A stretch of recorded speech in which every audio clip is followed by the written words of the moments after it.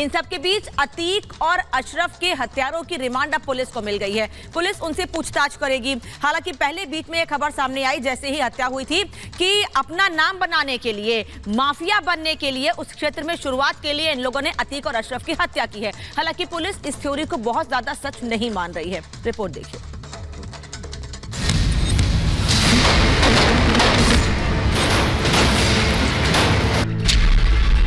अतीक के हत्यारे बोलेंगे, मर्डर के राज खोलेंगे।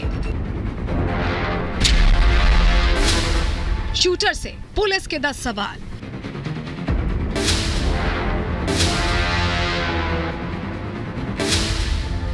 सवाल से सुलझेगी मर्डर मिस्ट्री।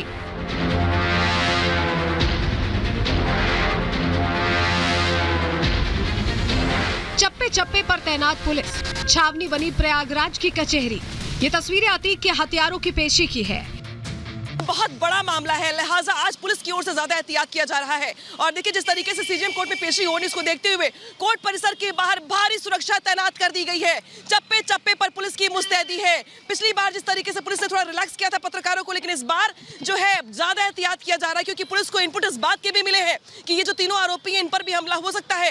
लिहाजा देखिए आपकी कोर्ट परिसर के बाहर ही आज पत्रकारों को रखा गया है और ये देखिए इस तरह की जो बल्लियां हैं वो हर जगह लगा दी गई है। पुलिस की ओर से छावनी में तब्दील कर दिया गया है सीजीएम कोर्ट को। माफिया ब्रदर्स की हिरासत में हत्या के बाद पुलिस की खूब किरकिरी हुई। कई सवाल सुरक्षा पर खड़े हुए, लिहाजा पुलिस फूंक फूंक कर कदम रख रही है। मीडिया तक को कोर्ट में एंट्री नहीं दी गई। पुलिस घेरे के बीच शूटर्स कोर्ट लाए गए और रिमांड मिलते ही भारी सुरक्षा के बीच उन्हें बाहर निकाल दिया गया।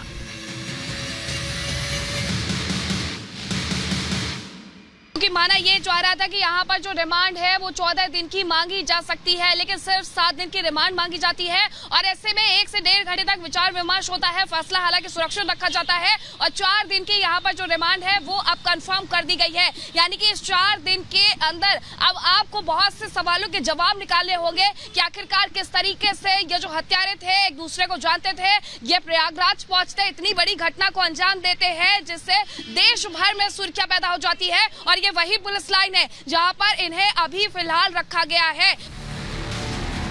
अतीक की हत्या के बाद अब शूटर्स का पुलिस के सवालों से सामना होगा। कहा जा रहा है कि शूटर्स से पूछताछ के लिए पुलिस ने सवालों की लंबी लिस्ट तैयार की है। कुछ अहम सवाल जो शूटर्स से पूछे जाने हैं वो आपको बता देते हैं। सवाल नंबर 1, हत्या में कितने और लोग शामिल हैं?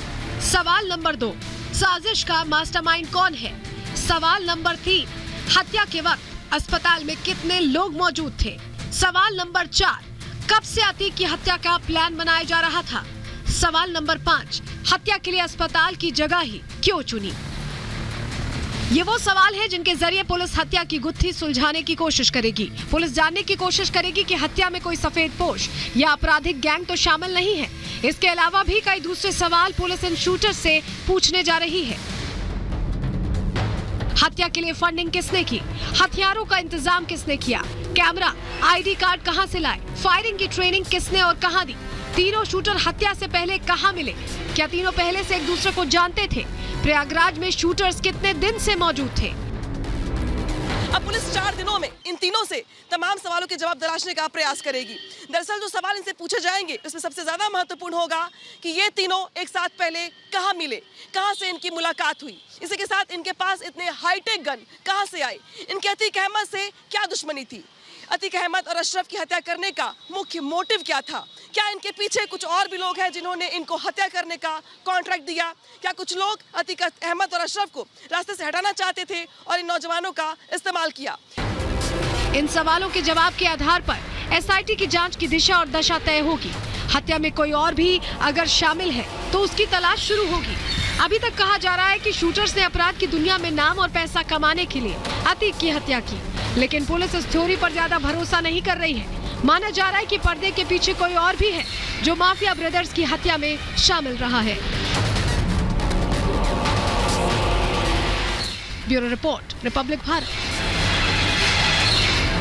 और जिशान हमारे साथ लगातार बने हुए हैं। अतीक के आतंक का सबसे ज्यादा शिकार जिशान रहे। जिशान, एक बात समझ में ये नहीं आ रही है कि ये जो 3 शूटर्स थे जिनका जिक्र भी हम अपने रिपोर्ट में कर रहे थे, आपको क्या लगता है ये शूटर्स किसकी ओर से आ सकते हैं? कौन अतीक को मरवा सकता है? अंदाजा इस बात का आपको है क्या?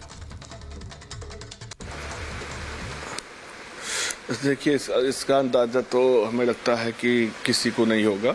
अब इसकी एसआईटी की टीम गठित हुई है। अब जैसे कि आज 4 दिन की रिमांड मिली है, तो हमें लगता है कि जो सच्चाई है वो खुलकर सामने आ जाएंगी। इसमें अब पुलिस अपने हिसाब से जांच करके हमें लगता है 3 से 4 दिन में सब कुछ पता चल जाएगा।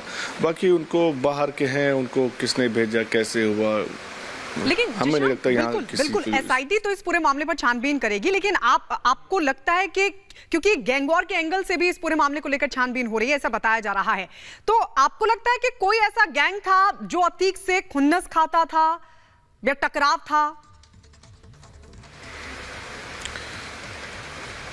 ऐसा है कि देखिए, हम इस पे मेरा थोड़ा बोलना ठीक नहीं रहेगा, क्योंकि मैं बोलता हूँ कुछ हो जाए कुछ, तो हमें लगता है कि हमें 2 से 3 दिन का इसमें इंतज़ार करना चाहिए। एसआईटी जांच करके हमें लगता है कि सबके सामने वो सारी चीज़ें आ जाएंगी।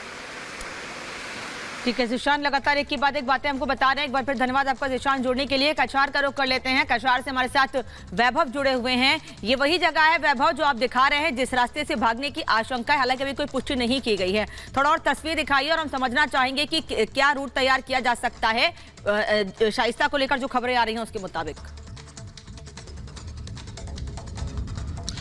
अनामिका, बिल्कुल, दरअसल हम इस वक्त गंगा के कछार पर ही मौजूद हैं और जैसा कि आपने रूट का जिक्र किया तो यहां से शाइस्ता परवीन, शाबिर और आयशा नूरी अगर भागने की फिराक और भागने की कोशिश करते हैं तो उनके लिए आसानी क्या होगी ये समझिए और मुश्किल क्या होगी ये समझिएगा।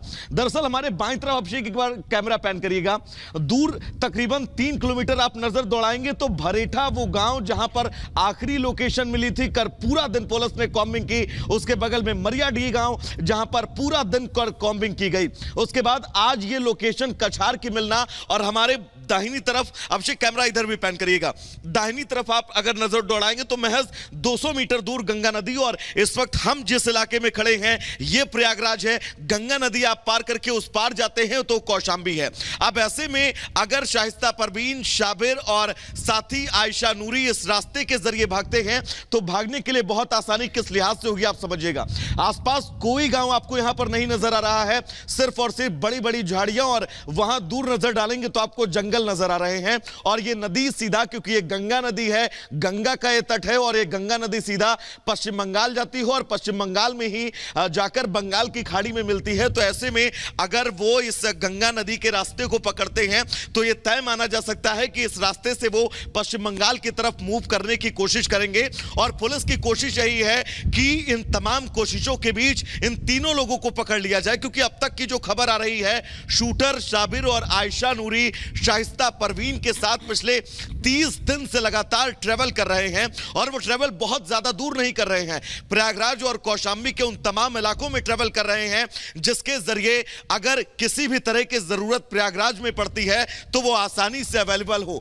क्योंकि सरेंडर को लेकर जो खबरें थी, अभिषेक तस्वीरें आप कछार के लगातार दिखाते रहिएगा, सरेंडर को लेकर जो खबरें थी उन खबरों के बीच अब कछार में आज सूत्रों के हवाले से खबर मिलना कि इन तीनों की लोकेशन कछार के रास्ते ही भागने की पूरी प्लानिंग है। नदी के रास्ते पश्चिम बंगाल जो है वो ये तीनों लोग पहुंचना चाहते हैं और पुलिस लगातार कोशिश कर रही है, एसटीएफ की टीमें लगातार कोशिश कर रही हैं, क्योंकि शाइस्ता परवीन का पकड़ा जाना कितना ज्यादा जरूरी है आप समझिए। आरोपी नंबर 1 अतीक अहमद की मौत हो चुकी है, अशरफ की मौत हो चुकी है, शाइस्ता परवीन ही एक ऐसी राजदार है जिसको पकड़ना अब एसटीएफ के लिए बहुत ज्यादा जरूरी है। रिपब्लिक भारत लगातार इस खबर पर सबसे